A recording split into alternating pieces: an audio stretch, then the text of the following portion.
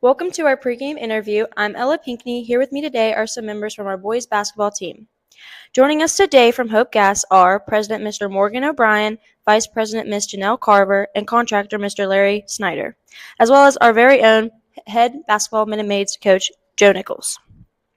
Now I will turn it over to our LCN reporters who will ask some questions. Here with our first question is Manny Robinson. Thanks, Ella, and a big thank you to Hope Gas. We are excited to use this improved facility. My first question is, what inspired Hope Gas to get involved with this project?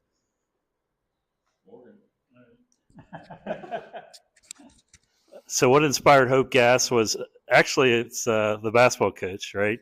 Joe's an important part of our team, not only your coach, but he's an important part of the Hope Gas team. And if you ever want to convince somebody the need for something, the best advice, and Joe followed it, was to bring us down and showed it to us. So both Janelle and I came down here, and we saw two things. One, we saw the passion of Joe. He raised money to put this incredible locker room together. So we knew there was a lot of fire and a lot of passion there. And then we saw the gym, and no offense to anybody, but I've been in a lot of gyms, and I said, this is probably one of the worst gyms I've ever been in. And with Joe's passion and really, I'll just say it, some amazing people like Larry, we just decided this is something that we wanted to be a part of. Part of our story is that we're trying to move the state of West Virginia forward. And you don't really do that if the people who live here, the families, and particularly the students, don't feel the hope for the future. And so we felt like the kids in Lewis County deserve to have an amazing gym because we think their future is amazing. We want them to feel that way, and hopefully, just keep going with the Hope Gas hope here. Someday they come and work for Hope Gas. So I'll let Janelle add her 2 cents as well. I completely agree with Morgan. Joe Nichols is an excellent salesman besides being an excellent coach. But the fact that he brought us down here, he walked us through it. We stood on the floor. He explained how dangerous it's becoming for the students here and the teams. And, we realized we have to do something and have a partnership to do something. But just to echo on what Morgan said, the other piece of this is a lot of our employees, not just Joe, come through Lewis County High. Their kids are here in Lewis County. Our operational hub is here in Lewis County. And it was important for us to not only give the kids here a facility that they can look at every day and see that Hope Gas is more than just a natural gas provider to their homes, but also the fact that we really want to partner with the school, with the partners in education and the future of the students, and hope, keying off the word, that we can really keep the kids here in West Virginia in their future, and maybe they would recognize Hope Gas as a great employment opportunity for them. So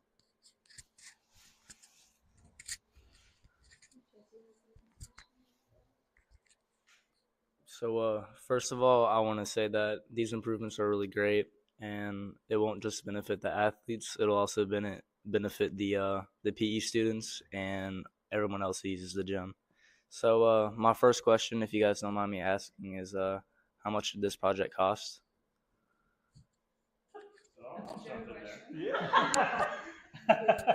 So the question is, how much did this project cost? And I'll just say this. It's been such an enlightenment for me. I'm new to West Virginia, so I'm probably the only person in this room who can't say I grew up here. But what I've learned is there's some amazing people who sometimes are the quietest folks, guys like Larry Snyder, who literally the first time we were in a meeting talking about this, he said to me, Morgan, I can remove that gym floor. I have teams of people that will do the work here, and we'll do it for nothing, right? So you have a construction project with people with incredible hearts who, as quietly, Hope Gas's name is all over this court, so we realize that. But Larry's a person who I bet has touched more things in the state than we'll ever know. But I would just say that it cost his sweat equity, his time and effort, because he cares about people in the county and really wants to see kids like you all have a better future. I don't know, Larry, you want to add your 2 cents to what it cost you to spend all that time and effort? Yeah. It was like a team effort. Hope Gas came in at the very top and then it was then I had to go find a few more $100,000. So everybody chipped in. The county commission came along. It was just a big group effort. I needed a new sound system. We had Hardman Trucking, AJ Burke, and McCarty. Yeah, it's a total group effort to get the project complete.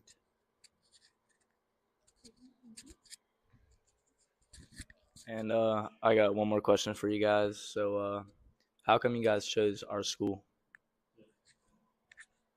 Right back to Morgan. So again, I'm not the West Virginian here, but Joe and Janelle actually educated me that this is the only high school in Lewis County, right? So kids from all over the county depend on this school, and a lot of the kids from Lewis County don't go on to college, right? They do other things. We're a company where most of our employees didn't go to college. They learn to work with their hands. They learn skills. They become really valuable people, and it all just fit. It was like, this is a group of students who we want to support and show that there is a bright future, regardless of whether you go to college or not. And an opportunity for you may or may not be to work in our industry and to support your family and have a good family sustaining job. But that was the message we wanted to send, and Lewis County checked all the boxes. I mean, had a passionate employee right in the heart of our service territory with lots of employees that touch this school. But also I'll just say it, the fact that when I looked at that gym, I felt like it was the forgotten school, right? And we wanted to shine a light on it. And we hope all the kids who come to school here, whether it's play basketball or PE class, feel like there's a little bit brighter light shining on them because of this. Thank you, and I'm going to hand it off to Lucas Middlesbrough. So I have a couple questions for you guys, and my first question is, who did Hope Gas work with to get the work done, and did you guys have any donors? Yeah, you want to do it or you want me to do it? So our donors and who did we work with? We started out working with R.L. Huffman. Dan Huffman, he is on the Kentucky line. He is a West Virginia company, and talking with Morgan and Janelle, we wanted to keep it in West Virginia. Everything to do is based on West Virginia, so we did keep the in-house company in West Virginia. And we worked with R.L. Huffman. They are the ones who did the bleachers, the scoreboards, and the floor. And then we also, we had donors. There was multiple people, like Larry said, it was a group effort and multiple people jumping in on this. It was Hope Gas, Snyder Construction, the LC County Commission, Dwayne Doss, Doss Enterprises. You had AJ Burke, Adam Burkhammer. You had Kevin Hardman with Hardman Trucking. You had John McCarty with McCarty Septic Services. Eastern Gas also donated labor. And then you also had TJ Designs, who did the graphics. And I think that was about it. Last guy was walking the door was the sound guy, right? And the last guy, yes, I did forget. We just finished the sound system about an hour and a half ago. Yes, he was cleaning up, and yes, United Sound. Jeremy and Keith from Bridgeport did a fantastic job of getting it done before the deadline. And yes, and he made me sweat. Actually, he called me Monday evening, and I asked him, I said, I guess we're not going to make the December 4th deadline. And he said, I'm going to test it. The upstairs bleachers, we tore those down in that aspect. And then we started tearing the floor up August 25th. And the completed date for the sound system and all would be December 4th. But we had everything pretty much finished up end of September. Yeah, end of September, first into October, first 2 weeks October, we were really cleaning up and really just finishing up the project in a whole. So I would say second week October. As a student, like every day coming into school, looking through the gym windows, I just want to say that it was done really fast. Well, I just want to say thank you again to you all. And does anybody have anything else they'd like to add? I can finish it. So, I mean, and Morgan and Janelle don't know this. So, like, this started really about 3 years ago. It was our first shop hop, actually, at Jane Lou. And I was sitting there sweating bullets back in the back with Tim Bailey because you have a public figure like Morgan and Janelle that came in. They're new to us. We're nervous to meet them for one, but also you look at what he had done in the past, and all you have to do is Google his name and read some articles, and he's done a lot of amazing things. So I'm sitting in the back sweating, and Tim Bailey looks at me, and he goes, the worst he can do, Joe, is say no. so I was like, well, okay. So I waited my time, and I actually waited in a line that wrapped around the room that everybody was talking to him, and I got up to him last and said, well, I would like you to come look and take a look at our gyms and see if you could help us out. I said, we're a county that has one school in the or one high school in the county. You know, we haven't had an upgrade to a facility in 30 years. The school was built in 1994. So it kind of started like that. And I mean, it was just, yeah. And then it was come in and, but like the aspect is like, once he looked at it, and Janelle even told me this, is like, I'm going to have to hold him back because I think he's ready to cut a check right now. so I was like, oh, no, don't do that. But no, I mean, he took it. I mean, he grabbed the bull by the horns, I guess you could say. And, you know, he rounded up Larry and put a great team of people together. I know he gives us the credit, but also, I mean, he's the one who got us here. I mean, he's the one who jump-started the project and got the people here. And I'm going to add this, is like, he's done an amazing thing for Lewis County, but, you know, he's far more stretched out than that. He has taken West Virginia and the job infrastructure and keeps growing it. And it's just going to keep growing. And it's a great place to work at. Great people, great bosses. And, like, you never need to be scared of the man because he's one of you. He'll sit at a tailgate with you and hang out and talk. And, I mean, he introduced me to Darren DeVries. Was like, my life was, like, complete. So I'm sitting there talking to Darren, and, you know, it's just, he's a great man. Janelle is a great woman. They're great to work for. So we can't thank you enough, Larry, and everybody for what you guys have done. Well, thank you. I think that's all I have, Ella. Yep. Well, I think we all just want to say thank you, and thank you for your time.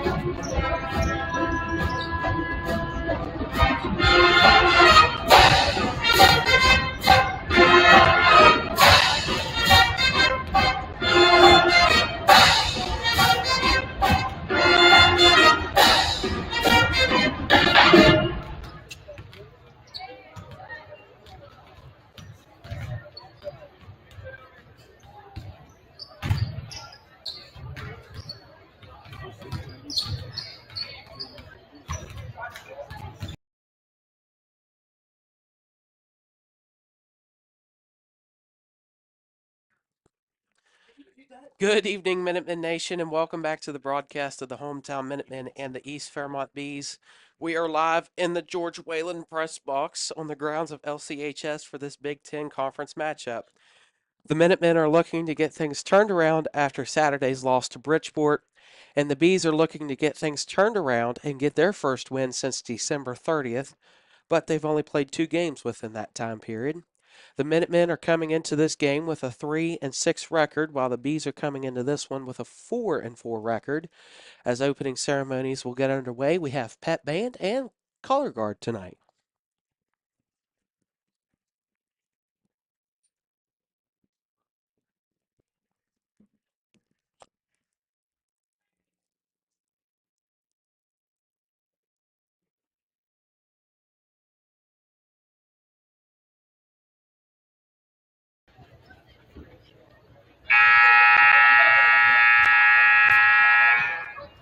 We'd like to ask everyone to please stand and move all hands for the flag of the Commonwealth and remain standing for the national anthem.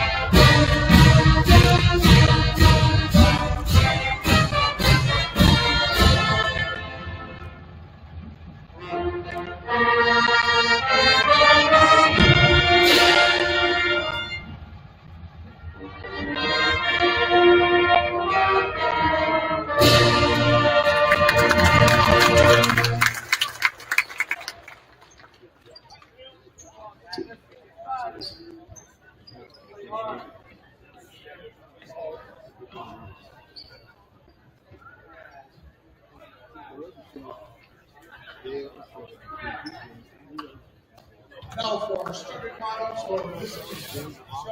Number 0, Coleman Gilbert. Number 1, Cooper McLean. Number 10, Austin Taylor. Number 13, Jason Beckman. Number 32, Jackson Conway.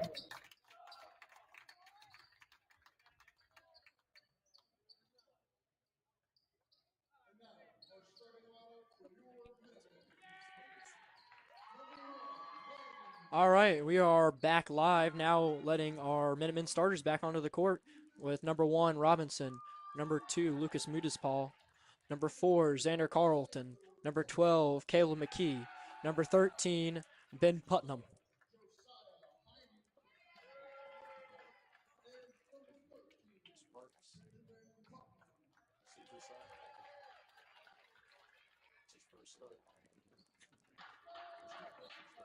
Oh, actually, my fault. I got a name wrong. That's number 12, Josiah Heine.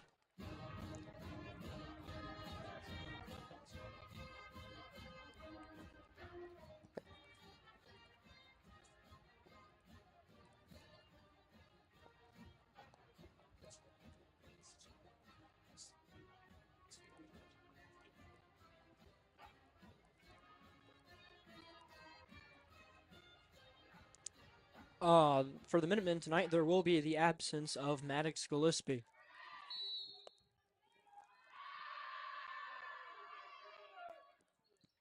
Tip won by the Minutemen, recovered by Mudis Paul.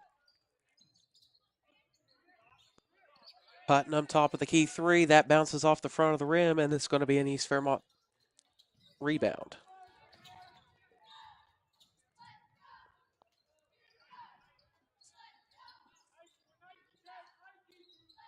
McLean hands it off to unknown, currently 33. We do not currently have a 33 on our stat sheet. Working on that one momentarily.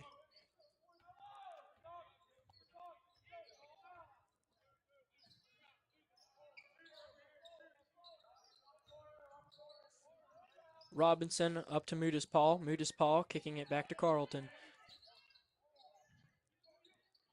Big pass for Robinson. Robinson looking inside towards Putnam. Will swing it over to Mudis Paul instead. It's looking for Carlton. Did get it to Carlton. On the right side now to Heine. Heine hands it back out to Carlton. Carlton driving baseline. Hands it out to Manny Robinson. And it's stolen. Pass stolen by McLean. McLean now with a 2-on-1, and the ball is lost. Waiting for the call.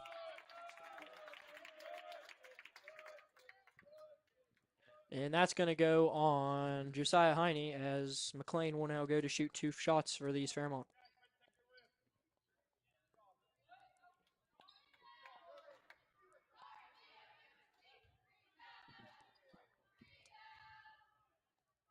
First one from McLean is good. McLean shoots 67% from the free throw line. Second one from McLean is also good.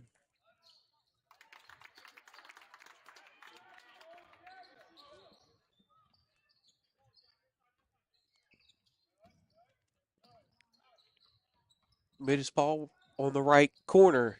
Almost picked off by Beckley. Now Carlton 3 from the left corner is good. You know, just from watching just that a moment ago and from the JV game, all the Minutemen players are been hitting the same 3-point celebration tonight, where they hold out that 3 in front of their hand like a chef's kiss.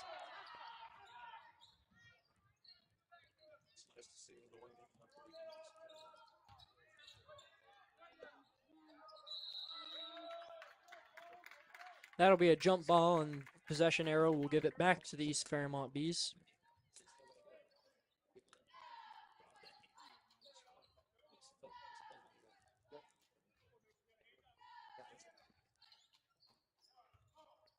Lewis County Minutemen appear to be in a man-to-man defense as East Fairmont swings the ball down low, looking, blocked by Putnam, saved by Carlton. I'm sorry.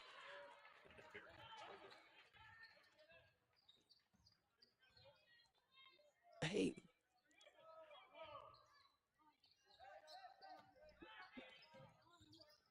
Robinson looking inside for Putnam. Putnam looking to drive, and he will pick up the foul, and that'll be 2 shots at the line.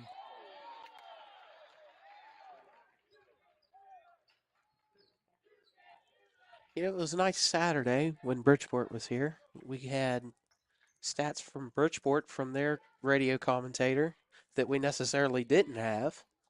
I have no stats on the Minutemen from this season so far. That'd be nice to have at some point in time, as Ben Putnam's first shot is good.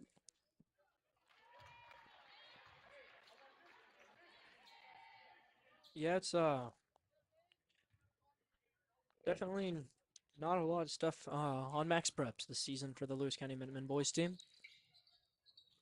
As Ben Putnam's second shot is good, and Van Glider will take it up the floor for the Bees.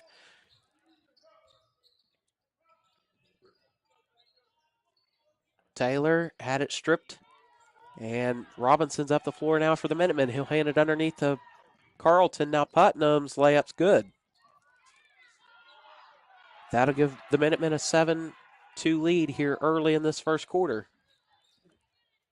As there's Beckley another. turning over the ball. Mudis Paul, fast break. It's good. Minutemen extend their lead to 7 very early in this ball game. Student section and fans are getting into it. Student section theme tonight is actually blackout. And we'll get a 30-second timeout here. We will get you the LCN intro since we are a part of LCN.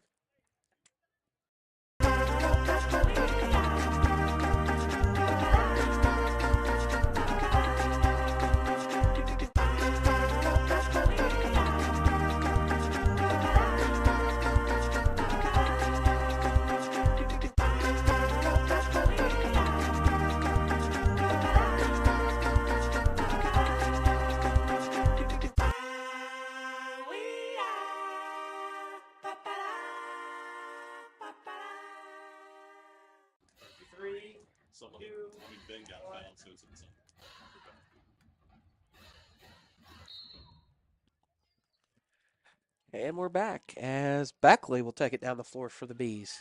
Hand it off to McLean on the left corner. Now to Nichols. Beckley dribbling, passes it back out to McLean. McLean looking to drive. McLean getting blocked by Mudis Paul. Ben Putnam will carry it up the floor. He'll hand it underneath to Carlton. Carlton now to Mudis Paul. Now to Josiah Heine for 3. And that'll go out of bounds, and Bees will get possession.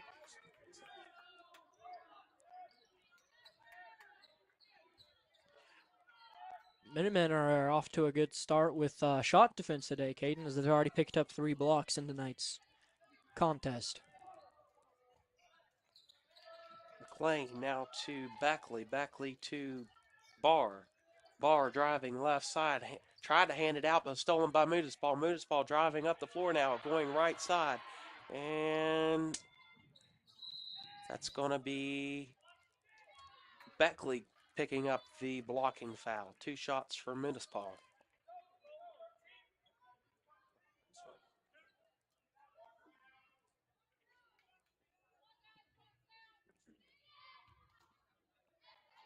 Mudis Paul's first shot is good.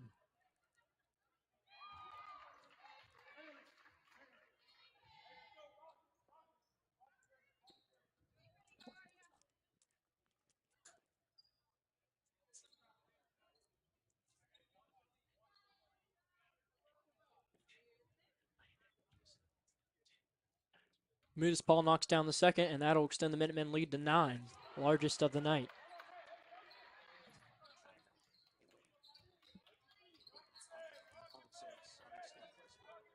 That's Beckley.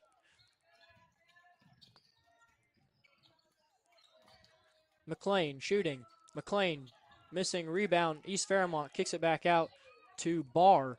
Barr looking, passing it inside. To Nichols. That's a good 2 from Nichols. I think I'm going to be thinking of Joe Nichols all night.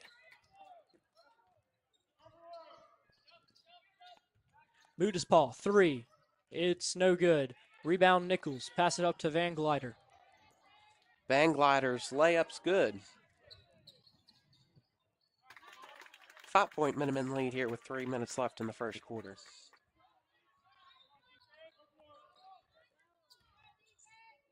Ben Putnam driving from right side. He's pivoting. Tried to look for Carlton, but had it stripped. Van Glider up the floor. He'll have some wide open space, and it's going to be a charge on Van Glider. That'll give East Fairmont their first 3. Or 3 fouls on the quarter.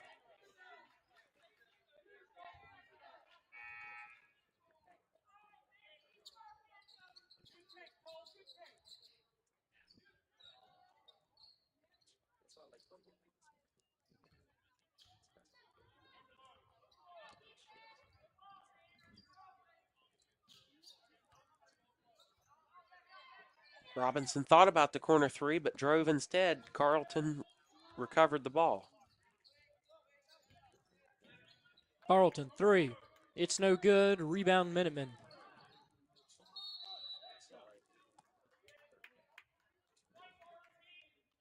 And they're going to get Ben with a push. Off the ball. As Van Glider will take it up the floor for the Bees. He'll go to the right side. Nichols will set the screen. He got around the screen. Floaters, no good. Recovered by the Bees.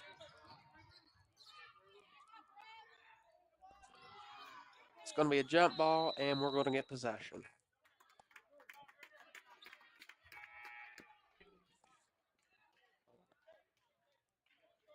Caleb McGee will check into the game as Josiah Heine will check out. As we have a Robinson carrying it up the floor for the Minutemen. Now to Mudispaw, right side, Carlton corner 3. Offensive rebound by Ben Putnam.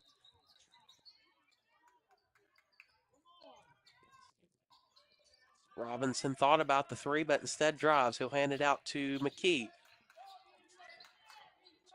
Pass picked off by Van Gilder. Van Gilder, no good. Blocked by Mudispaw. Mudispaw taking it back the other way himself now. Back over to Carlton. Carlton out of bounds. I think that's going to be off of McLean there. It'll stay with the Minutemen. That was a really good block there by Mudispaw. That got the crowd going. And stay with the Minutemen off that tip.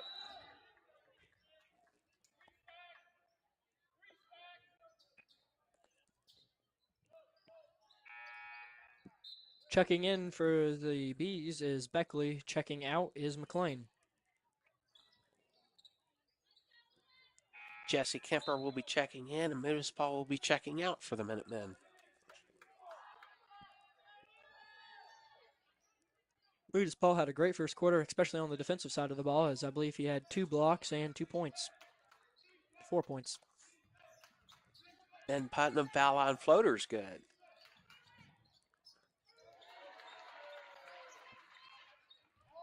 Van Glider took. Van Gilder looking to drive. Passes it off to Beckley. Beckley driving. Beckley, no good. It's fouled. 2 shots coming his way.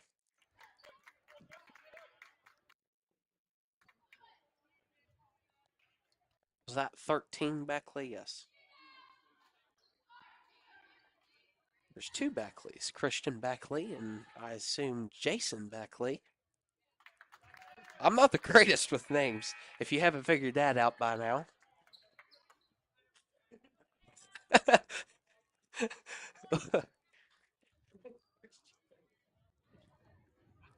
There's not 2 Beckleys in the state of West Virginia, though. Kemper will kick it out to Ben Putnam for 3. That rolls out. McKee tried to get the offensive board, and instead will go out of bounds, and Bees will get possession.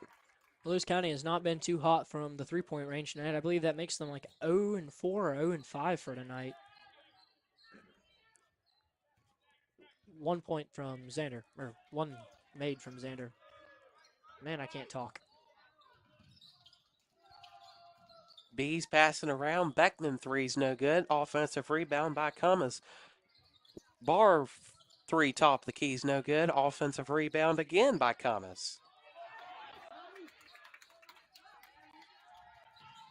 And the Minutemen are just capitalizing on the Bees' turnovers as Ben Putnam hands it up to Robinson, and that's going to be a jump ball. Possession should go to the Bees. We'll have McLean checking in and Van Glider checking out for the Bees.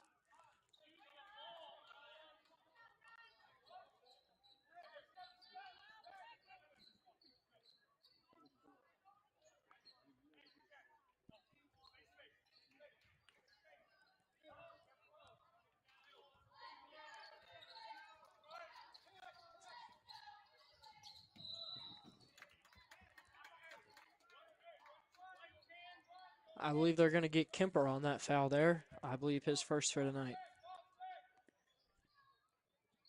Good thing the quarter's almost over because both teams is almost in the double bonus.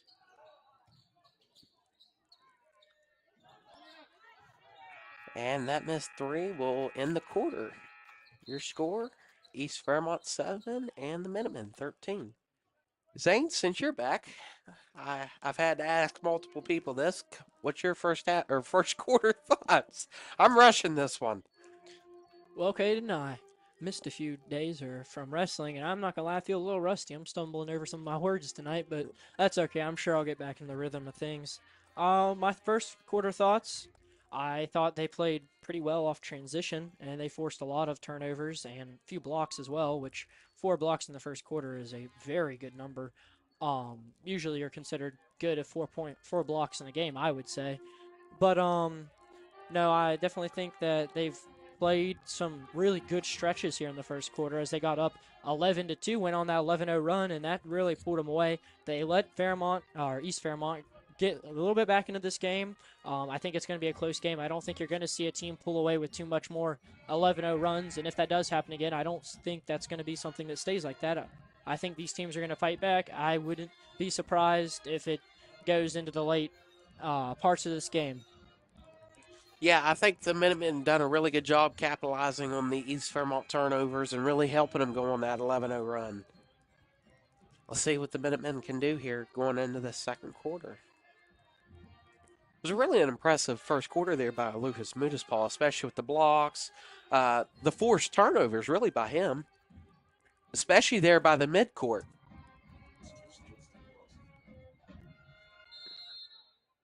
I heard that was 2 steals and 2 blocks in the first quarter.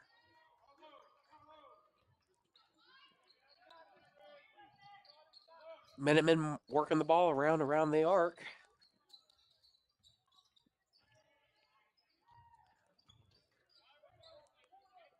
Kemper thought about the corner three, but instead drives. He'll hand it out to Robinson. Now back to Kemper. Now back to Robinson. Playing a game of who wants it.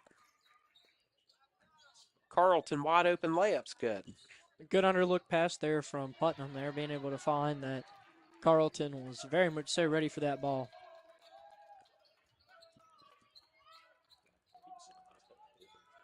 McLean's heavily guarded by Kemper.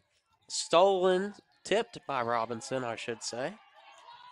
Van Gilder will let it go out of bounds, and that will remain with the East Fairmont Bees.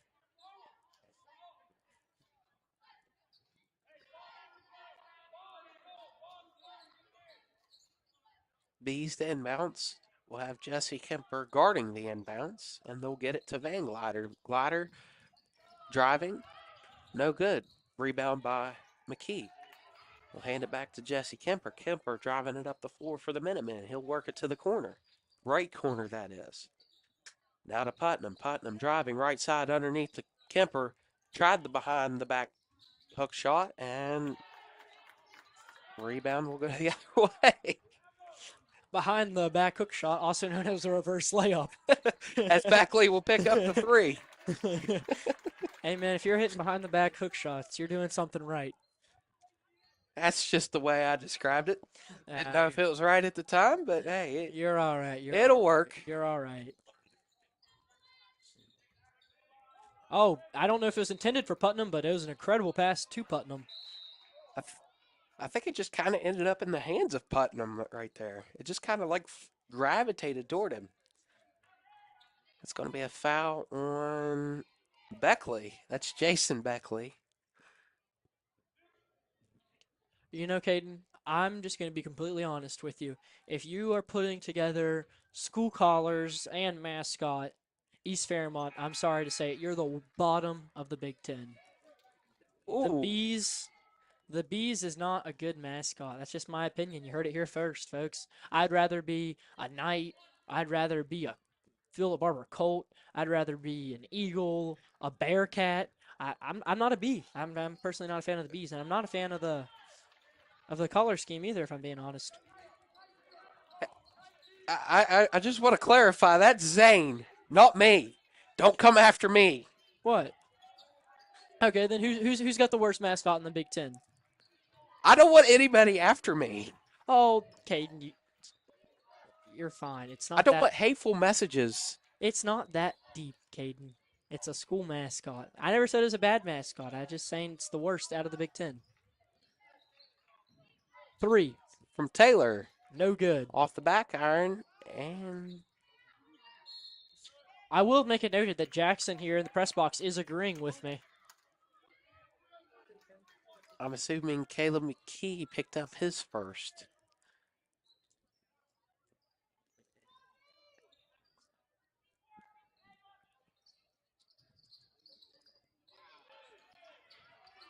What's Liberty's team name, mascot? Oh, Mountaineers. okay. You can't be hating on the Mountaineers now, Caden. Don't get me. What Mountaineers are we talking about? We talking about WVU or?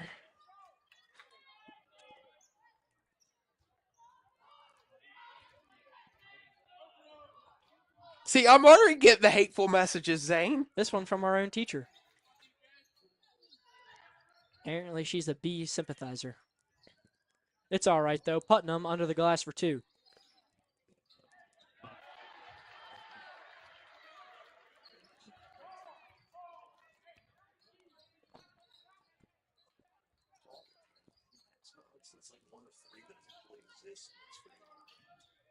That's good. That's good.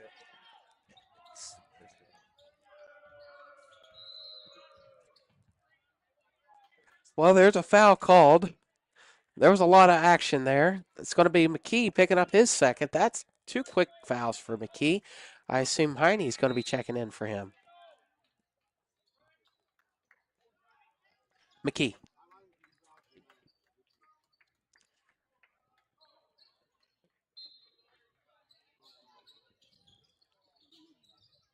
Klein, kind of trapped. Has to pass it back out. And Barr tried to get it to Taylor, and instead it went out of bounds.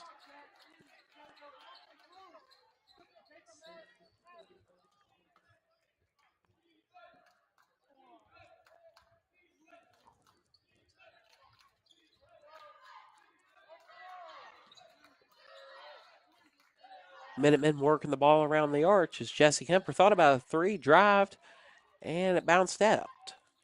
Moodus Paul almost had it, but stolen out of the hands of Moodus Paul.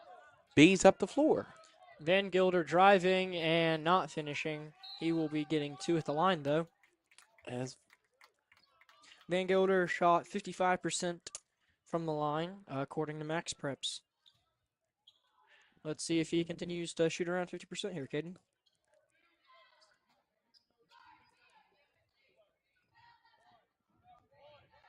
First one is no good.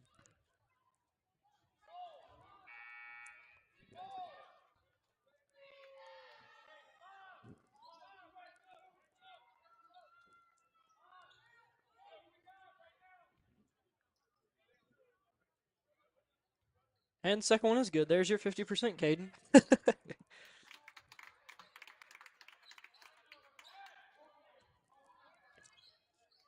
Jesse Kemper carrying it up the floor. That's a different look for the Minutemen. Well, Robinson's out.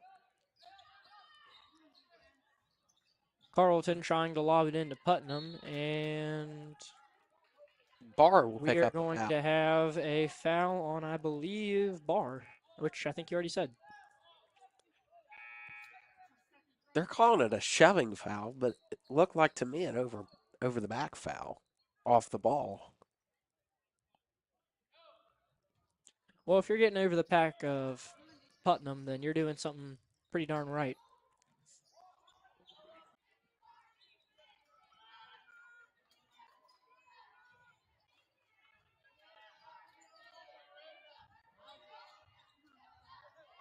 Carlton will carry it up. Yeah, we had some bees in our bonnets, or some bee supporters might have kicked us off. Who knows? My apologies go out to all those who were offended with my remarks on the East Fairmont mascot. That shall no longer be named. Jackson does not apologize on his statements. And I just apologize for the tomfoolery that's going on up here. Ben Putnam goes to the foul line, didn't pick up who fouled him. Well, we got 3 fouls apiece here with 3 minutes left in this first half. And Putnam's first one is good.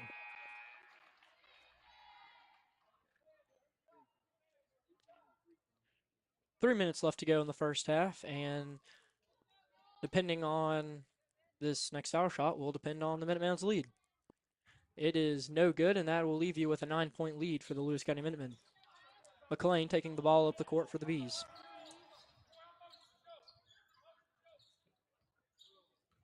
Van Gilder driving, floater, no good. Rebound Heine, kick out Moodispaul. Moodispaul carrying it up the floor. He'll get it across half court into the Minutemen front court.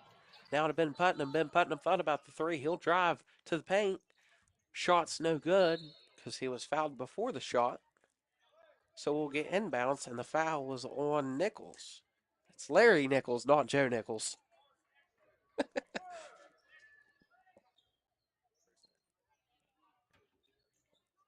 Robinson inbouncing, kicks it out to Carlton. Carlton now hands it off to Robinson. Robinson kind of set the offense at the top of the key. Now to Moodispaul. Moodispaul dribbling, right corner. Minutemen passing the ball around. Ben Putnam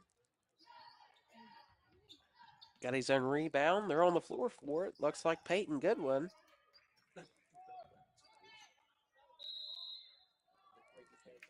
There's a great display of sportsmanship there by number 13, Jason Beckley, helping All right, opponent off the floor. We got a timeout. We got a 30-second from East Fairmont, so we'll give you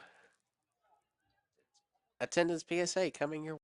Fans, just like showing up to cheer on our Minutemen and maids, showing up to school is a slam dunk for success. Did you know students with good attendance perform better in the classroom and beyond? In Lewis County schools, every minute matters, just like every play on the court. Whether you're hitting the books or hitting the game-winning shot, being present sets you up for victory. Parents, guardians, and students, let's make attendance a priority. Together we can ensure every student in Lewis County schools is on a path to greatness. Remember, every minute matters.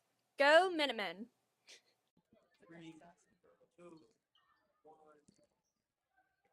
Well, and we're back, folks. We'll have East Fairmont inbounds from Vang. What did you guys learn from the PSA? Caden, what did you learn? I don't know. I didn't watch it. You know what I learned? I learned you guys stay in school. That's what I learned. Every minute matters, Caden. McLean, 2, no good. Rebound Carlton. Carlton looking to take it up the court. He's got Heine. I'm sorry. Heine's 2's no good. East Fairmont will rebound.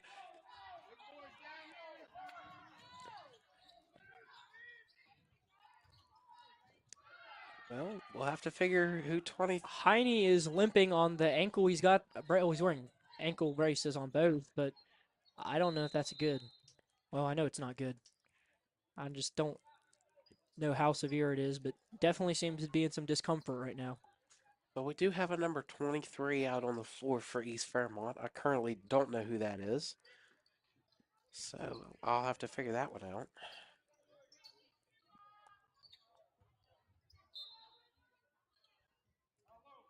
I'm going to keep an eye on Heine throughout this, just make sure, see what's going on, but I can't assure he's going to be back. McLean had a nice vertical to get the rebound, and he got his own layup right there.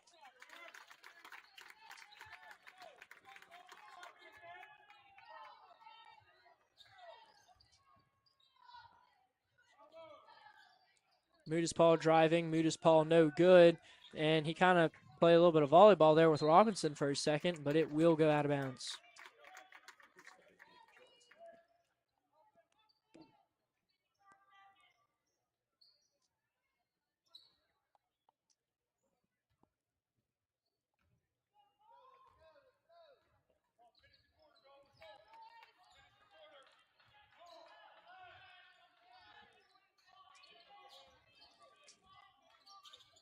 '23 is Dominic Reinhardt.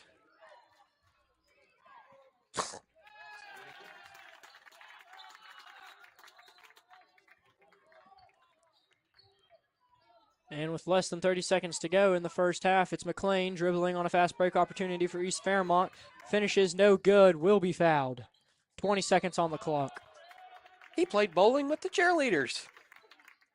Did not knock any down though, so. Oh, But I say he hit at least 3 or 4, so I don't know. It might be looking at like what's it called? 7-10 split when you got them on the both sides. try it again. He might get a spare.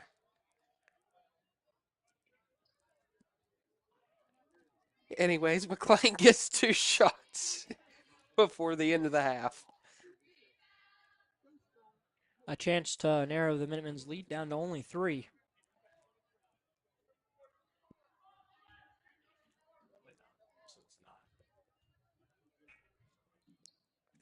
As McLean's first shot's no good. And Jesse Kemper will check in for. Who did Kemper check in for? Yeah. McLean hits a second shot, and that will be a 4-point lead for the Minutemen. I assume the Minutemen are going to try to hold on to the ball here for a little bit and get a shot up as the time expires. And with some of this passing up towards the top of the zone, that's when I assume 8 seconds left, 7 seconds left. Minutemen playing. Needing to look for an open shot. Manny driving no good. Rebound East Fairmont, and that is how your half will end with the score 22-18. Your hometown Minutemen are in the lead. Caden, any first half thoughts real quick? I think that East Fairmont really did a good job protecting the ball and keeping the turnovers down in the second quarter compared to first quarter. The Minutemen really didn't have any fast break opportunities to capitalize on there in that second quarter like they did in the first quarter. I think the Minutemen played a really good game offensively and defensively, really. So just keep up what you're doing if you're the Minutemen. East Fairmont, really just keep up what you're doing. It's going to be a really good game. It's going to be a really tight game toward the end of the game. I think the trick is going to be for the Minutemen if they can get East Fairmont off their balance like we seen in the first quarter where they went on that 11-0 run where they really weren't playing clean basketball. They were forcing a different tempo upon East Fairmont. They really weren't letting them set up their offense, and that's what built them a huge lead. But also since then, that lead has come down to only 4 points now and has been closer at times, I believe. But so I think if you're Lewis County, it's can I get East Fairmont off balance again? Can I keep them from playing their style of basketball so that we can extend our lead again and be in a comfortable situation? Because, I mean, I forget the score going into the first quarter, but I believe they were up 7, maybe? It was something like that, but around that. East Fairmont really did shrink the lead going into the half. Which, so I think that's a really good motivator coming into the second half. Yep, and we will send you to the CTE. Yep.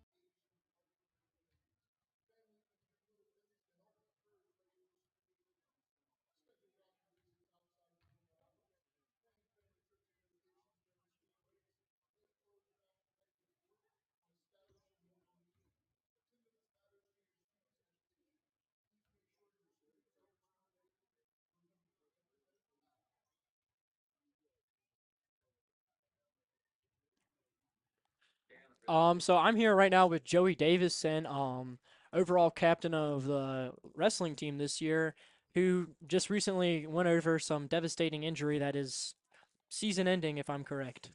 Yeah, is correct. We were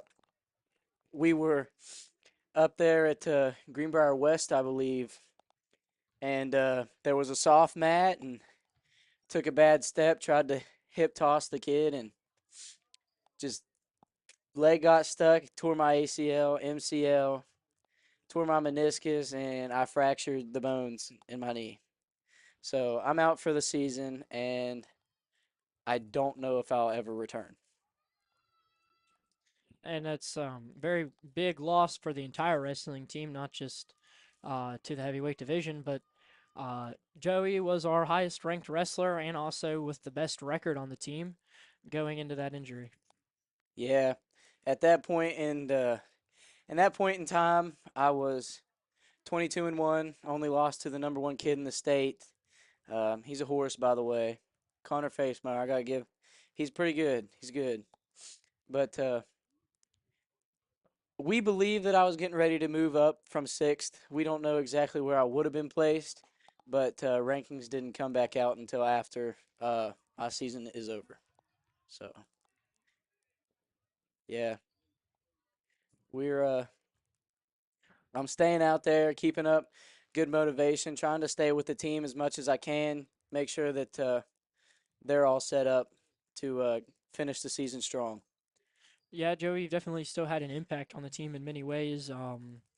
Is there anything else in the wrestling season that you're still looking forward to with the team? I mean, we got a lot of young talent on the team as of right now, and I'm kind of excited to see who's going to step up and make it to states because I believe we got some potential state contenders this year, and if not this year, definitely next year. We got a pretty good team, pretty young, so I'm excited to see how the rest of the season turns out for everybody. I agree, and thank you for your time here, Joey.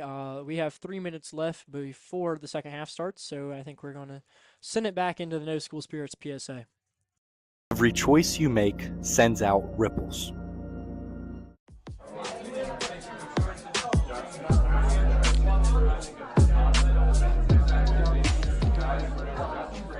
Come on, man. You're the star player. You're going to win the championship game anyway. What's a little drink gonna do? Let's go, guys. Get your head in the game.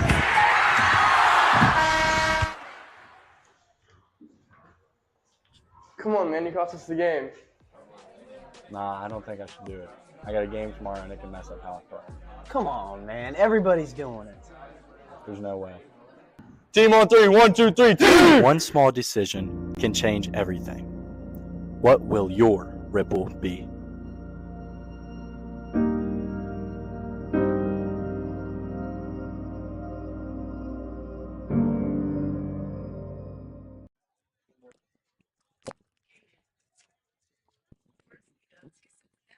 Drags the entire board. That was insane.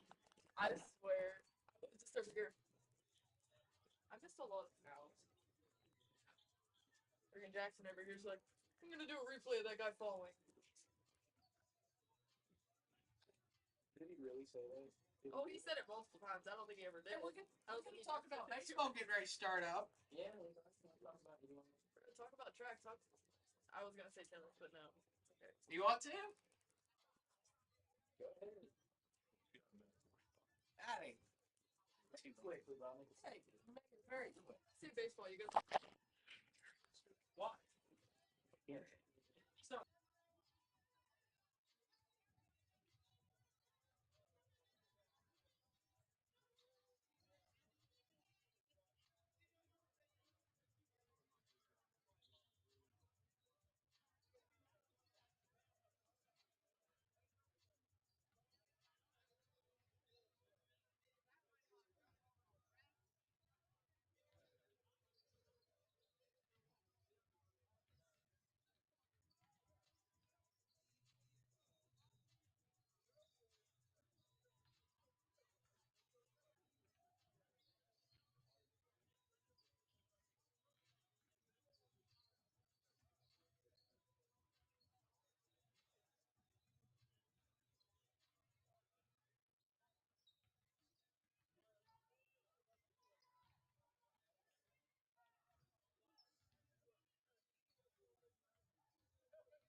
Well, I have one more person I want to talk to right before we get into this second half of action.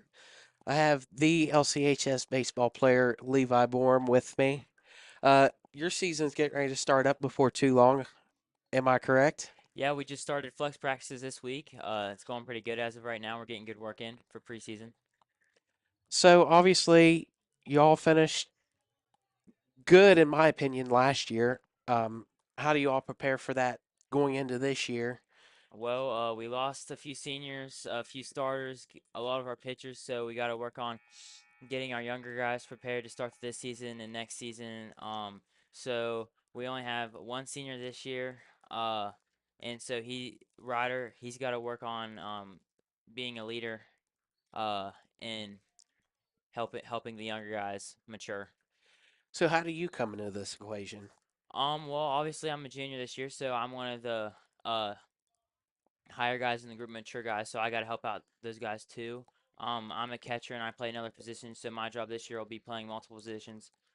So I can help out a lot of the younger players in that aspect.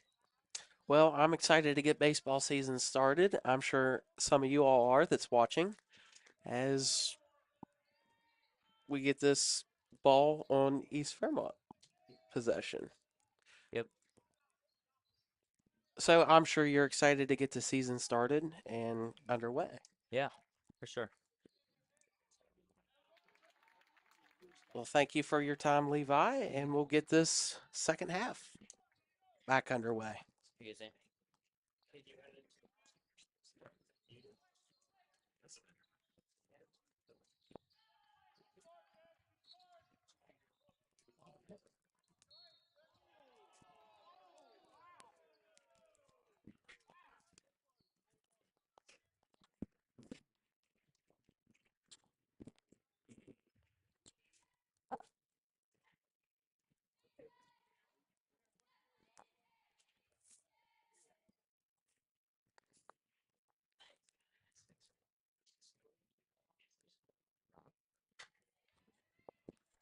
Well, Ben Putnam's back at the foul line.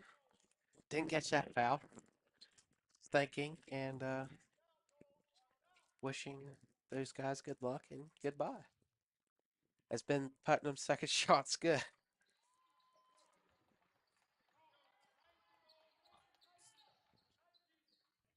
Or was it and one?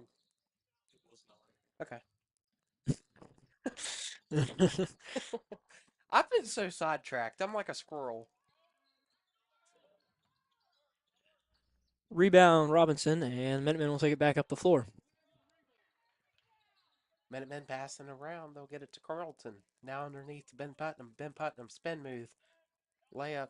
It's no good, and possession will stay with the Minutemen.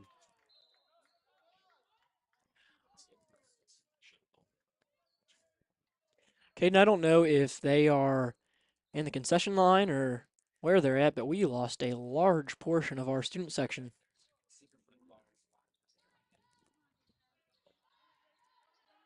Good bit of the band and the student section. Yeah. Ben Putnam, spin move from the foul line. It's fouled. He'll be on the floor. That foul is on Barr. That foul's on Barr. It was on the floor foul, so we'll get possession for the Minutemen on the inbounds.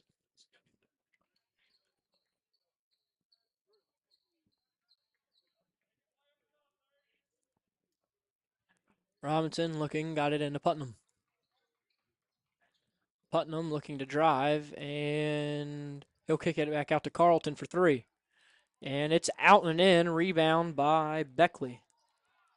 Beckley will carry it up the floor for the Bees. He'll get it to Taylor. Taylor driving from left corner. He'll spin.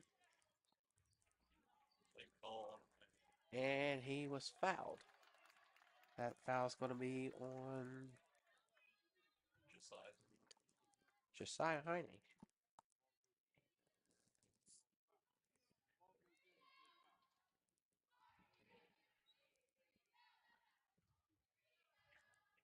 As the first one from Taylor is good.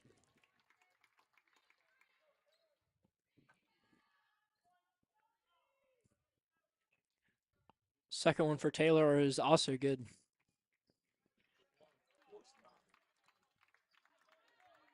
And this lead is down to 1. It could be anyone's game at this point.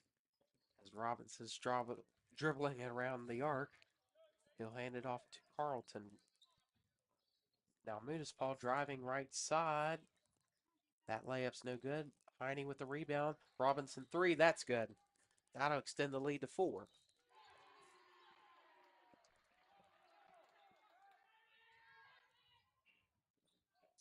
East Fairmont looking to drive. No good. Rebound, Putnam.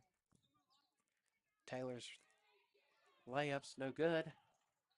And the ball will go the other way. Minutemen passing the ball around. Robinson corner 3. That bounced out. And I believe Paul just took a knee to the gut.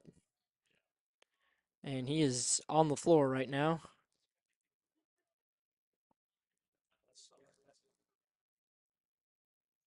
Possession will go to the Bees.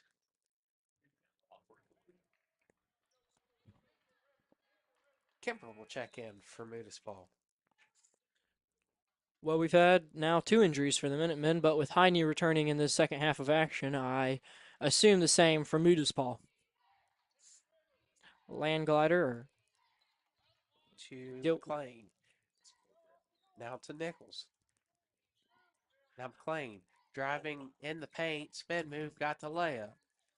McLean making it back into a 1-score game. Good move there. He is actually currently the leading scorer for points per game. Robinson's 3's no good off the front of the iron. Carlton got the rebound. Now back to Robinson. Minutemen working the ball around. Back to Carlton. Top the key. Carlton thought about driving but stepped back. Now to Heine. Underneath to Putnam's no good. And we'll have Beckley on the other end and blocking foul. It's going to be an inbounds here. Fouls on Robinson. Van Glider inbouncing the ball for the Bees. They'll kick it out to Nichols. Now to Taylor. Taylor, right side. Almost had it stripped by Heine. We'll have it Van Glider driving left side. Spin move off the back of the iron, and the Minutemen will come up with the rebound. That's Heine. Handed it off to Putnam. Putnam in the front court for the Minutemen. Now we'll have Carlton. Top the key. Now to Robinson. Now Kemper. Kemper left corner. Heine underneath. He's got it and one.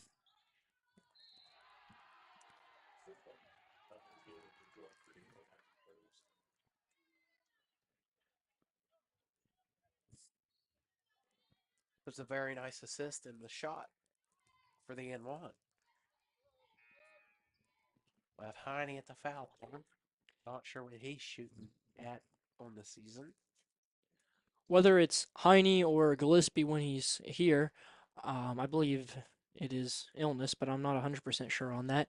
But nonetheless, when they're both, either one's in the game, you see a lot of attraction go to Putnam from the defensive side of the ball, and that a lot of times frees up plays like that to be able to happen for Heine and Gillespie when you're having to focus on double teaming at the minimum, trying to not let Putnam score an easy layup. The basic rules, if you're double teamed, somebody's wide open, and that is what's happened there and in other cases as well. We are giving you, I don't know, Jackson is not choosing, or maybe it's Caden that's not choosing. Somebody's not choosing. We'll give you no school spirits from last year as we have a full timeout from Lewis County. About time, were you meant? I'm sorry, were you talking to another guy? I don't, whatever. Let's go, we're gonna be late for the party.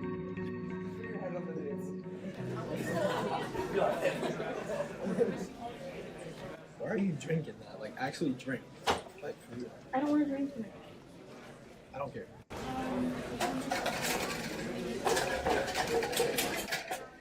What are you doing? I can't eat. Let's go, guys. I don't know what the problem is, bro. She's so wasted, dude. Fucking fell over on the table, bro. Knocked down my cup pong.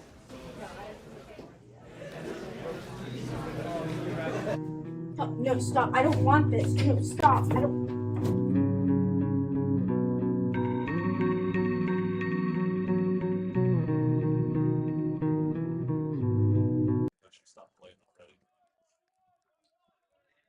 And we're back. As the Bees will have possession on their front court. They tried to work it to the corner, but was tipped and instead got inside as Carlton will come up with a rebound. He's dribbling up for the Minutemen. He'll hand it off Ben Putnam from the left side. That's no good. He got his own rebound. And he keeps getting his own rebound, people. And that is what being aggressive will get you. If you go out there and try to fight for those rebounds, you're going to get a lot more looks and drew a foul, I believe. Larry Nichols will come up with the foul there. Minutemen will inbounds. They'll get it back to Ben Putnam. Now Robinson working it from the right corner. He'll hand it back to Ben Putnam. Ben Putnam's on the floor for it, and we're going to get another foul.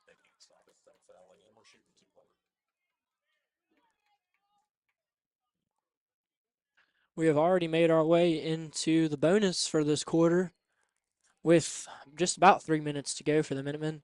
So, I mean, they've resulted really to slowing Putnam down, to fouling him. And depending on how efficient he can be at the line, could be the difference in a lot, really. Could come down to the game.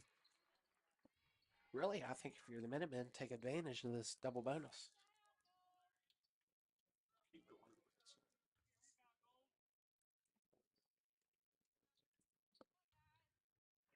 Second one's no good. Offensive rebound, and Heine's got two. It's a really nice recovery for the shot. The only thing better than making the foul shot is getting the own rebound and scoring off that.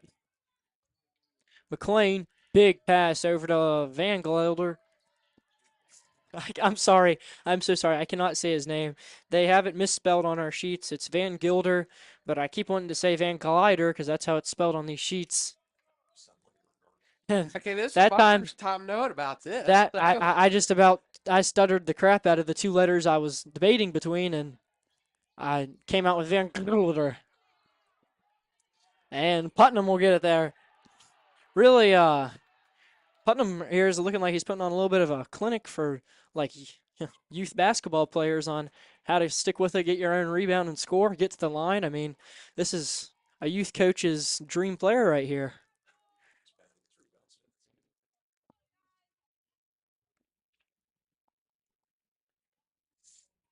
And he'll get the second one to go, and that will give the Minutemen an 11-point lead, their largest of the night, I believe. And that'll give Ben Putnam a 3-point play.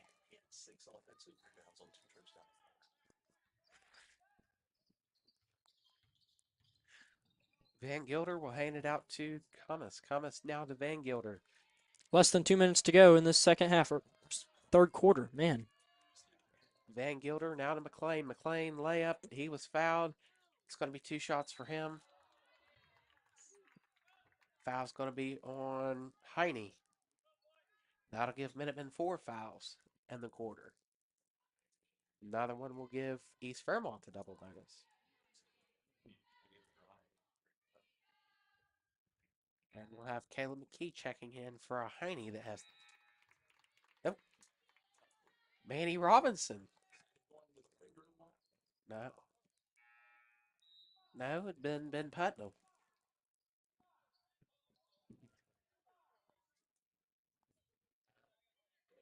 We'll have Moodisball checking in as well. Kemper taking the ball off the court.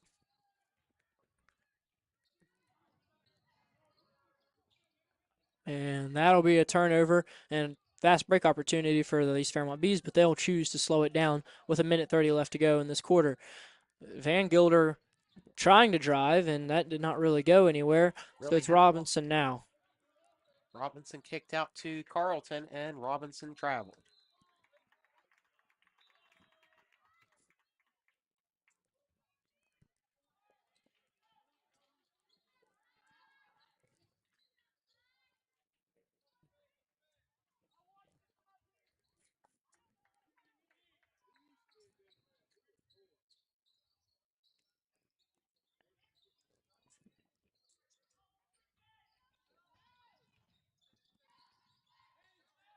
That is Beckley trying to dribble his way.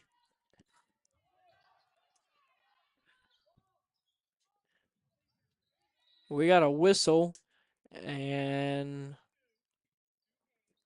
don't exactly know what the call is yet. That's a warning on the coach for being out of the box.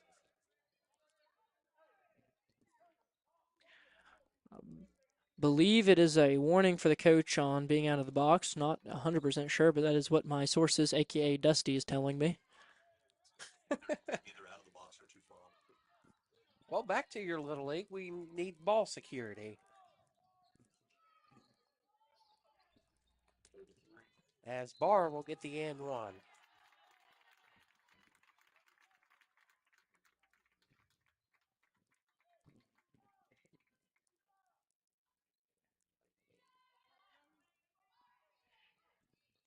.41 seconds to go as he shoots. No good. Rebound. McKee. Carlton will carry it up the floor now for the Minutemen. He'll kick it out to Moodisball. Moodisball's back.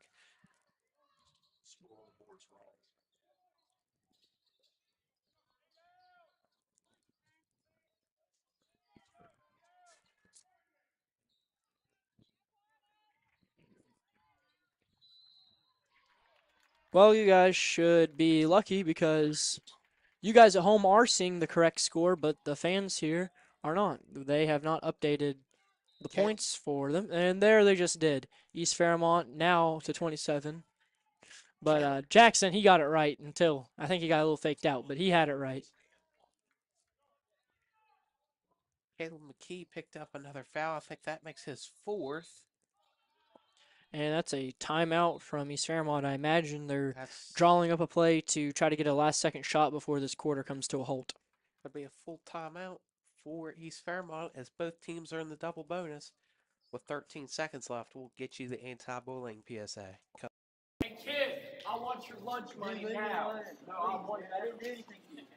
I didn't do anything. No! Leave me alone. Give it Please, now. this happened last week. Same time, I don't have any money. Don't bully. What's up, dude? Where's my money? Yeah, you do. You have it every day. I don't have I money. see you paying every day. I don't got money. I don't got anything. Come on, into your pockets. Hey, get up, man. Don't bully. Don't bully, guys. It's not cool. Bob! I want to make this very apparent. Mr. D is broke. You really make me You mad. look at his shoes, he can't even afford Adidas. Like, listen, we're on the stop, freaking nerd. Nerd. I can't do anything. You're a I do it nerd. every day. No bullying in these classrooms. Be a buddy, not a bully. Bullying is for clowns. Don't be a clown.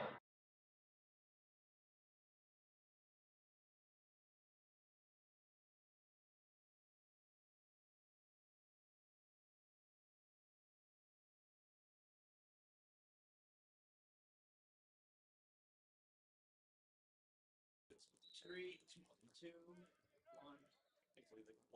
And we're back. As Beckman, three's no good. They'll get it back to McLean for the layup, no good. And Van Gilder's three is no good, and that'll send us to the fourth quarter. Your score, East Fairmont 27, Lewis County 35. That gives Lewis County an 8-point lead going into the fourth quarter. As we have the pet band on screen. Well, Caden, I am going to ask you on what your opinions are, not of this quarter, but of the WVU Mountaineers. Well, I will say I was impressed with the girls' team last night, actually. They went on the road, played Arizona State, picked up the win 89-59. Played a really impressive game, I thought. Really couldn't ask for a better game from the WVU girls. Do you want to recap men's? Well, I don't really want to recap the men's on their game against ASU, but no, they definitely played a good game against Iowa State, and they're definitely a team that you don't want to play. The boys' team, they can beat anybody any given day, and they've proved that time and time again. They have beat the best They've beat 3 top 10 teams now, 4 top 25 teams. But they're just not playing consistent enough. And I think later in the season, if we can get them playing a little bit more consistent, maybe a little bit healthier of a team, don't be surprised if they make a run in March. Yeah, I mean, what I've noticed is we have some flaws in the offense. We take the harder shots versus the easier shots. I'm not so happy with the defense. I don't think they comprehend the concept of zone defense very well. I think that's why they play man all the time.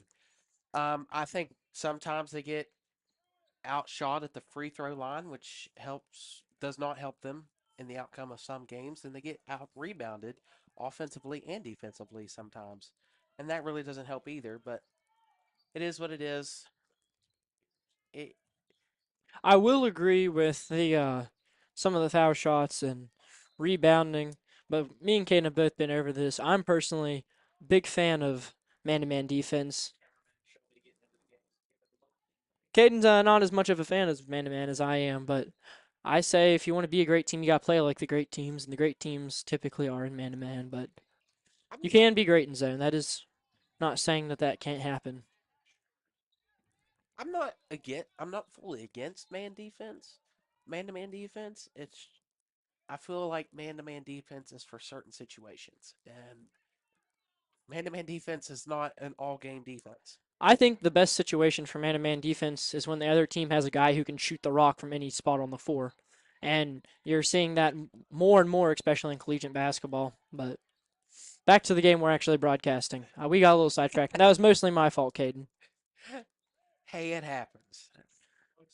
Yes, we do like sports around here.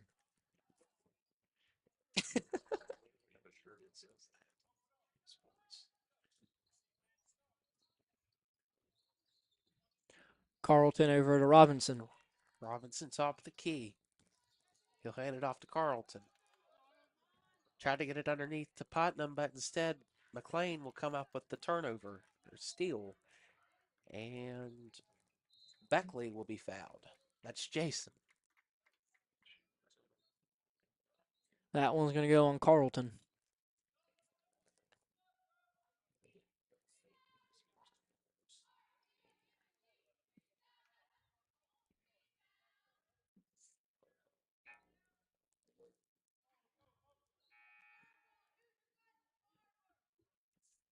Reinhardt checking in. McLean will check out for the Bees. As Beckley gets his second shot to fall.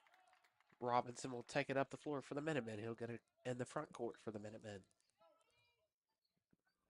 He'll dribble it over to the left side at the Hope Gas logo.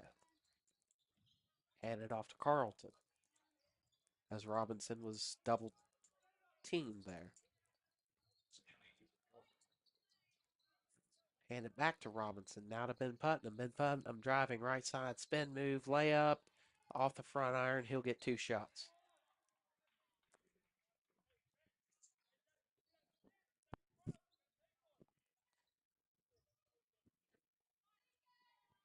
Something else I've noticed with WVU, especially in this last game against Arizona, especially in man, they like to leave someone wide open. They like to double team and leave someone wide open, especially in the half court. Well, really, when they full court press, trap, sometimes too.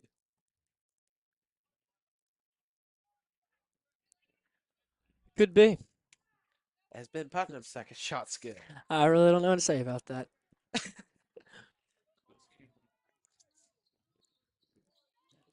Van Gilder controlling the ball for the Bees. He'll hand it off to Taylor. Now, Barr. Possession will stay with Bees.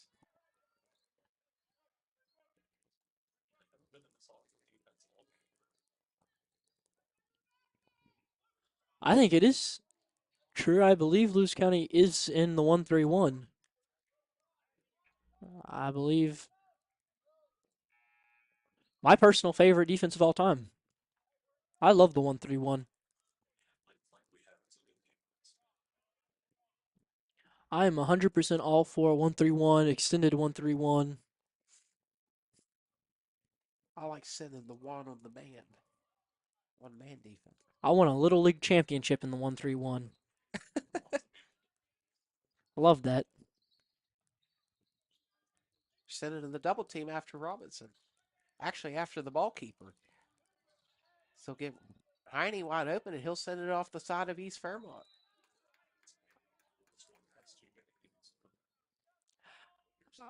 I think Heine either made a really smart play or he either lost control of the ball.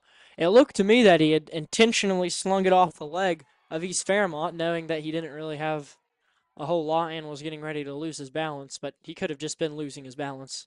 But I'm going to give him the credit of a high IQ play. As we had a Munispaul wide open right corner 3, and we'll have a return right corner 3 from East Fairmont.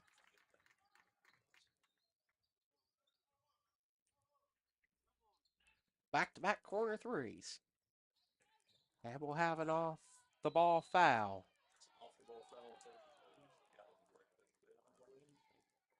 That foul will be on Barr.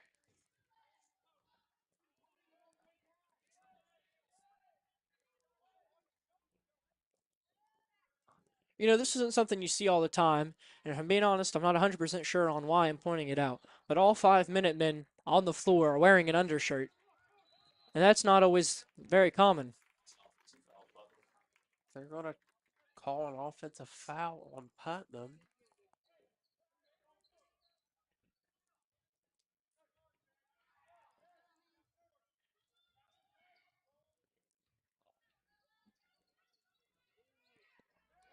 Then Putnam had a nice tip that was covered by East Fairmont. And the ball will go out of bounds off East Fairmont, and Minutemen will get possession.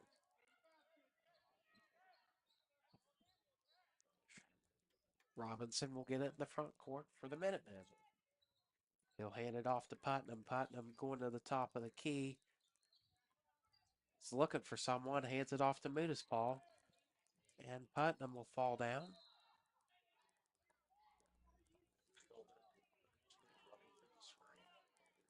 And we've got, I believe on Beckley, a running through the screen violation. That'll give 4 fouls to East Fairmont.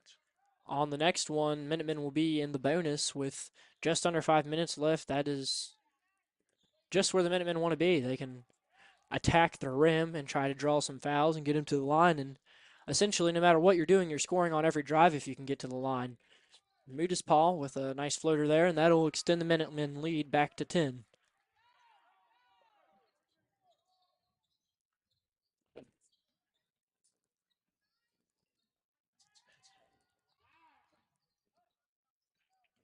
And there's another corner 3 hit by the East Fairmont Bees, and I'm going to go to say if they hit too many more corner 3s right there in that 1-3-1 soft spot, that we won't be in 1-3-1 too long.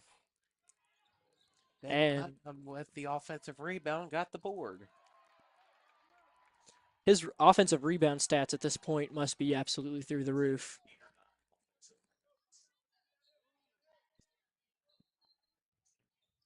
Attacking and coughed up the ball there right in the hands of Mudis Paul. Fast break opportunity. Carlton layup. It's good. And one. It did hit his knee off that, and he is down holding the knee. If he goes out, that would be our 3rd injured Minuteman of the game.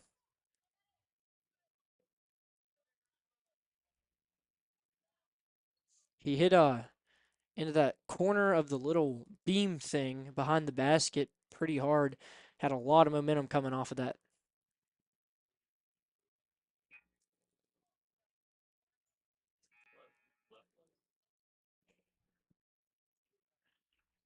Well, as we get things kind of wrapped up, we'll send it to, well, he's back up.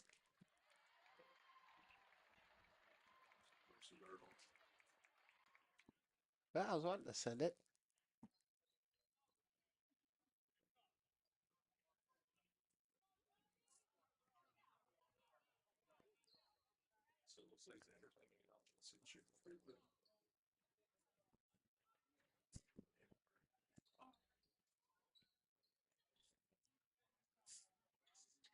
And it'll be Kemper to the line for the Minutemen. And honestly, that could be a good strategy. If you had somebody late game scenario that I'm not saying that Carlton's not a good free throw shooter because that's not true. I'm just saying though, thinking in a late game scenario, if you had somebody get fouled that's maybe not the best at the line, go down with the injury and bring in somebody else to shoot. I don't know. That'll put Lewis County in the double bonus, though. Because we'll have Barr on the left side. He'll hand it off to Beckley. Now to Van Gilder, and we'll have a foul. Minutemen are back into man-to-man defense. I think they had a few mini 2-3s on that soft spot of the 1-3-1. I guess that's why it works so good in Little League when nobody's really a perimeter shooter. Heine will be called for the foul. Carlton will check in. Kemper will check out.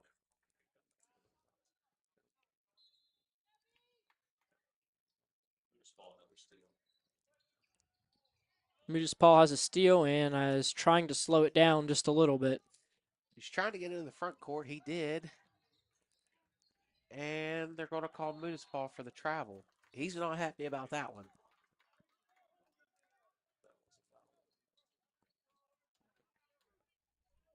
Minutemen's got the 12-point lead here with 3 minutes left in the fourth quarter.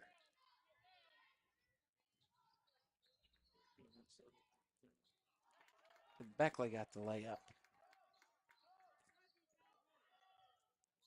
Now East Fairmont's in a full court man-to-man. Running press.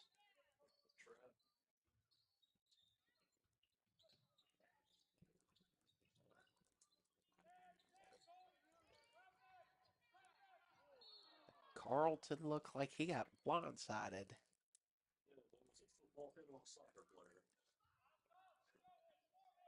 Carlton went inbounds. Really has no one wide open. Robinson was not getting traction with his shoes there.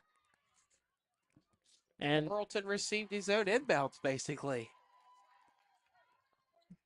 definitely a couple of odd events that happened there.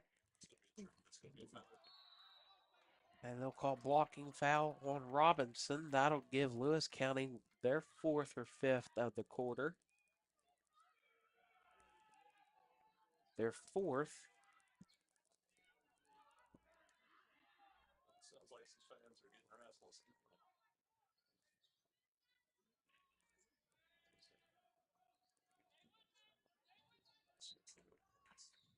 As Taylor will get the layup. And East Fairmont will call a 30-second timeout.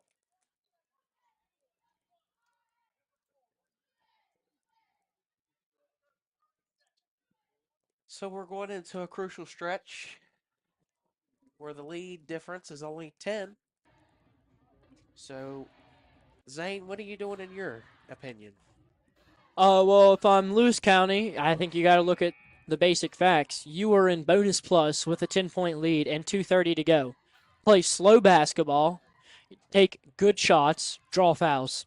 As simple as that. And as long as you can break the press, whether that be dribbling or passing. Passing typically works a little better, but I've seen the Minutemen do it, dribbling it out, breaking the press, taking good shots, drawing fouls, and you're going to win this game.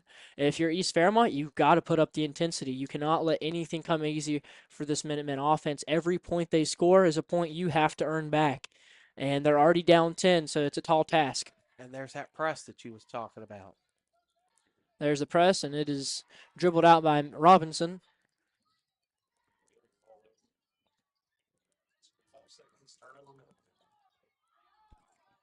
And we're going to get an over and back on the Minutemen, and that's the pressure you need if you're East Fairmont. That took about 15 seconds to get the possession, and you have got to score when you get the ball if you're East Fairmont. You cannot waste possessions.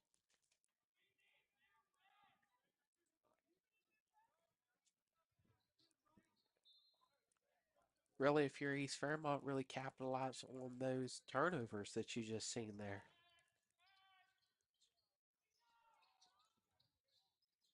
Taylor has it. He's looking for Barr. Barr driving baseline from left corner. That was no good. They got it back out to Taylor, and he was fouled. That'll put East Fairmont in the double bonus. That's going to be on Heine. And I believe be that. his fifth. Yep, that's what you're going to say. Heine will come out of the game, fouling out with less than 2 minutes to go. And McKee will check in. You know what they say, Caden? If you're not fouling out, you're not trying hard enough. How many fouls does McKee have?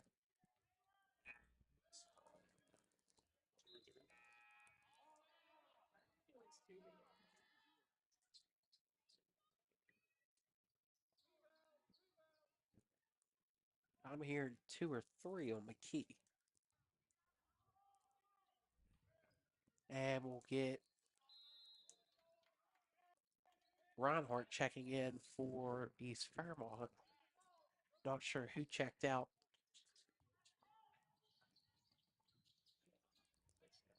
And turnover there, and layup for the Fairmont. And the lead's down to 7. And we're going to get a foul right there. That'll send McKee to the foul line. I think we're going to foul this one the rest of the way out. Both teams are in the bonus, so both teams will be shooting 2 foul shots for every foul. Well, if you was hoping for a quick finish, I don't think you're going to get it. Caden, I think you're absolutely right. First one for McKee is good. That'll extend the lead to 8.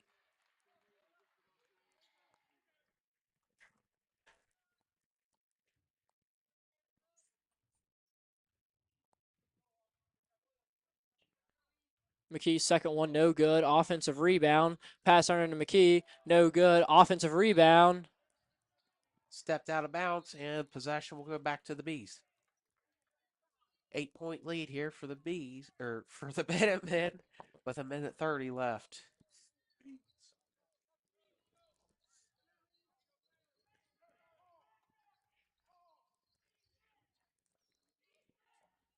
Taylor, big three, no good. Rebound, Robinson.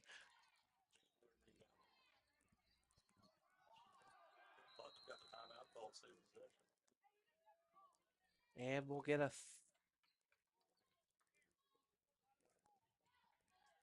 full timeout from Lewis County, so we'll send it to commercial.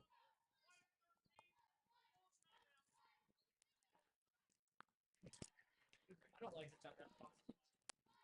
I get like full and half, but half looks like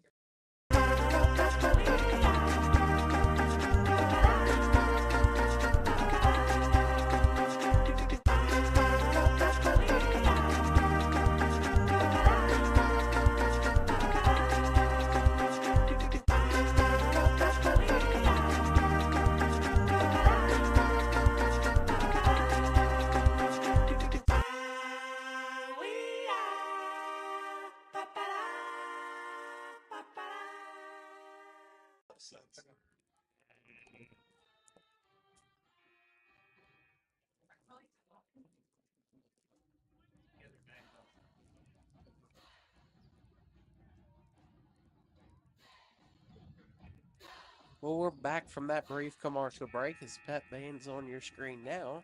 Was on your screen.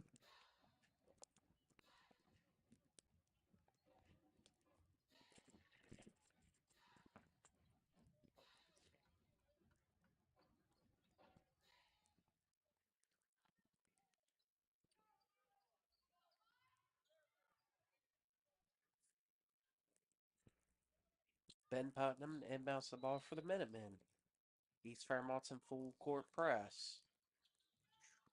He inbounds it to Robinson. Robinson is in the trap. He'll get it to Ben Putnam, and Ben Putnam was fouled. And that will go on Van Gilder.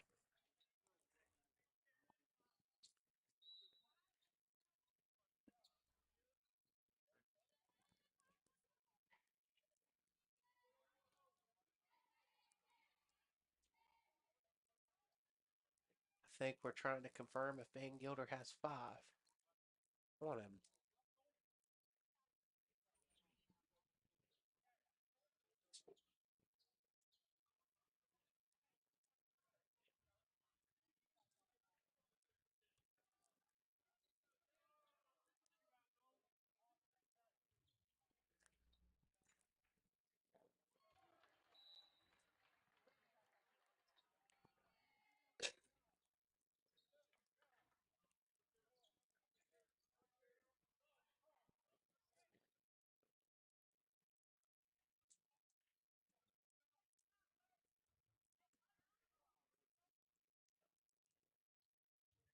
And Tottenham's second shot is good.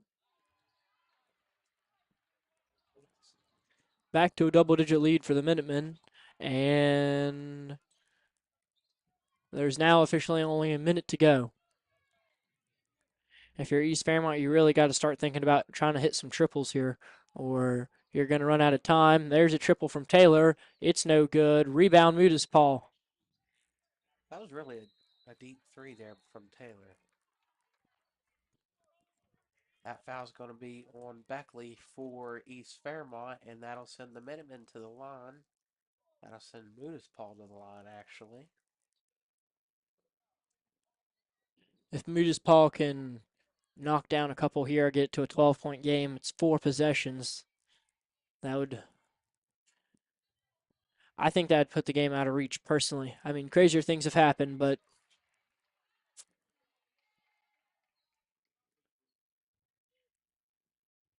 and he does. It's now a 12-point lead for the Minutemen, which is 4 possessions if you don't get shooting fouls.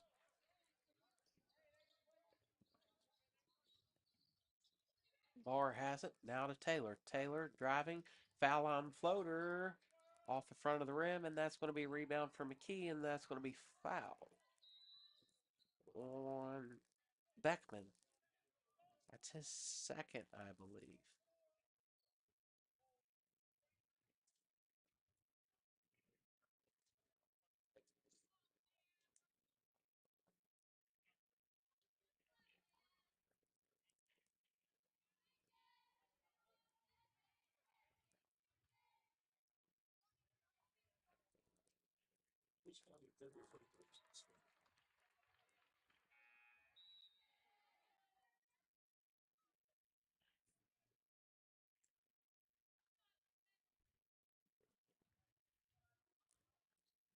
And his second one will be good as well.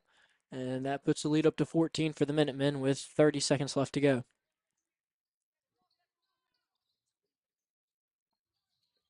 Barr to Beckley for 3. That's no good. Robinson with the rebound, and we'll have another foul. They're not giving up, that's for sure. Foul's going to be on Taylor. That should be his second.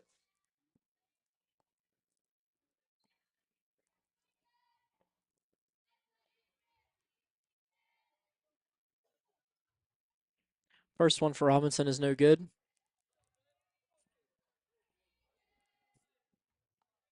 Second one is good. 15-point lead now for the Minutemen. 5-possession game.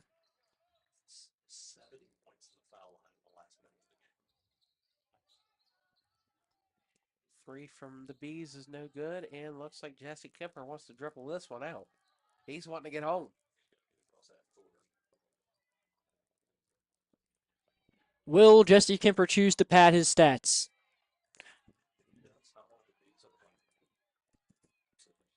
Well, that's your game. East Fairmont 41 and the Lewis County Minutemen 56.